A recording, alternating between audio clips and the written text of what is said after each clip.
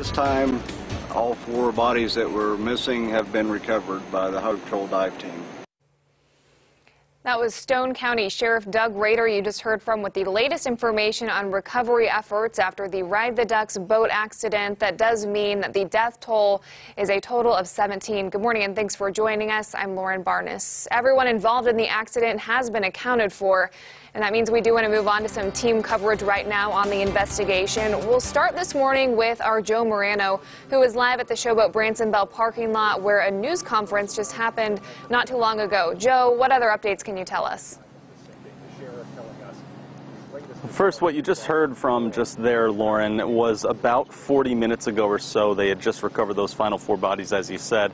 At 9 o'clock, though, just a couple of hours ago, Governor Mike Parson actually addressed the media here, and just his top request for Missourians was to ask for thoughts and prayers for everyone dealing with issues regarding this right now. However, there was some questions going on asking whether or not the company should have been operating with all the severe weather we had yesterday, but the governor actually stepped in and wanted to point out that that's not what this is about right now. You need to focus on an investigation that's going to be ongoing.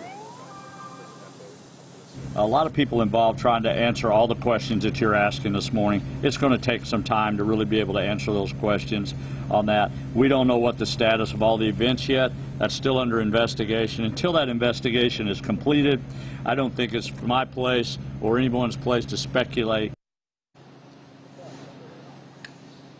So there still will be a lot of investigating to happen right now. So we do have some details, but that's where we bring in Daniel Shedd right now to help us out and sort of decipher through this a little bit, because it was the Stone County Sheriff that we heard from earlier today as well. Yeah, it was Doug Rader that we relied on last night for information, really throughout the night, and then again this morning. Once again, we asked him some difficult questions. We got a lot of comments on Facebook about why were they out on the water? Was this something that, did they have life jackets? You know, these are all questions that are out there for the public, and it really did. It came down to, and really just within 40 minutes ago, it was, we don't have all the answers yet, and we're still in recovery mode. Here's what he had to say.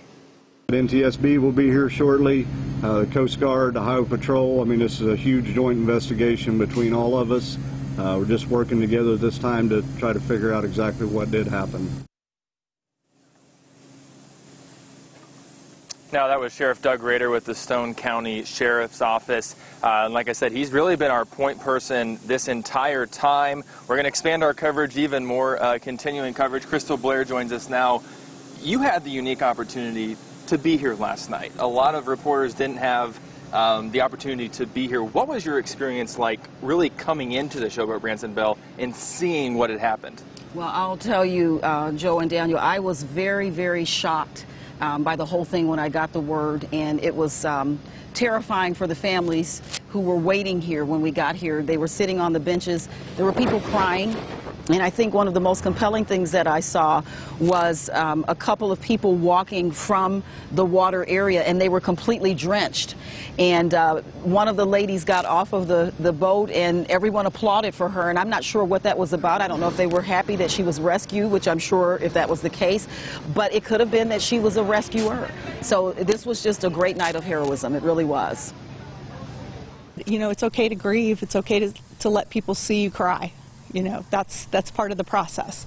And so that's what we did last night. We sat around the table, we did our job, we led when we needed to lead, and we sat back and we cried and grieved when we needed to cry and grieve.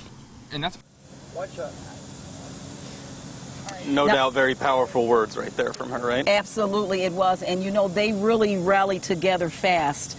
They really did. We got word almost immediately after this tragedy that City Hall was opening up for the family members who were grieving and anxious.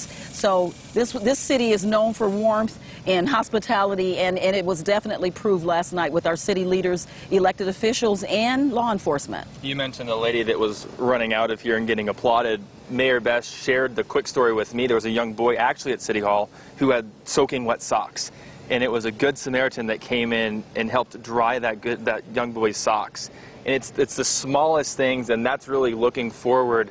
We're dealing with tragedy, yes, but it brings out humanity, and you reminded how good the Ozarks are and how good the people are here in Branson. Certainly some brave folks around here helping out others that definitely need it. One last note before we wrap our coverage here. Sheriff Rader had said that there's not too many more details other than all bodies are accounted for, because they now want to go to the families that have been affected by this and impacted, and they're going to report to them, and then we'll get some more information and we'll bring it to you guys. Always online, ozarksfirst.com. Our coverage in Branson is going to continue throughout the day and throughout the weekend, but for now, let's send it back to you, Lauren.